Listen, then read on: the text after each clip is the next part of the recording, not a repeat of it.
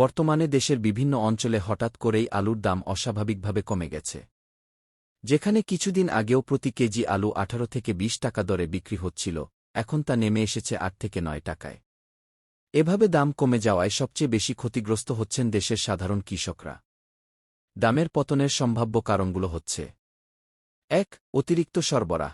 এখন আলু বিক্রির ধুম চলছে, তাই দেশের বিভিন্ন অঞ্চল থেকে একসাথে প্রচুর পরিমাণে আলু বাজারে আসছে, ফলে চাহিদার তুলনায় সরবরাহ বেড়ে গেছে। ২. মজুতদারদের স্টক খালি করা। অনেক হিমাগার বা ব্যবসায়ী তাদের মজুতকৃত আলু বিক্রি করে দিচ্ছে, ফলে বাজারে বাড়তি চাপ পড়ছে। ৩. ক্রেতার চাহিদা কম।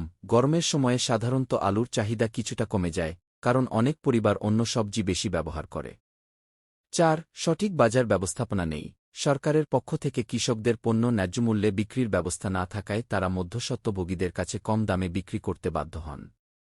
বাংলাদেশের কৃষকরা উৎপাদন খরচ পর্যন্ত উঠাতে পারছে না। অনেক কৃষক বাধ্য হয়ে ঘরে মজুত রেখেছেন, আবার কেউ কেউ গরুকে খাওয়াচ্ছেন। আলু সংরক্ষণের পর্যাপ্ত ব্যবস্থা না থাকায় নষ্ট হওয়ার সম্ভাবনা তৈরি হয়েছে। একসময় যারা দাম বাড়ার আশায় আলু মজুত করেছিল, এখন তারাই লোকসানের মুখে পড়েছেন। কৃষকের কষ্ট আমাদের সবার কষ্ট।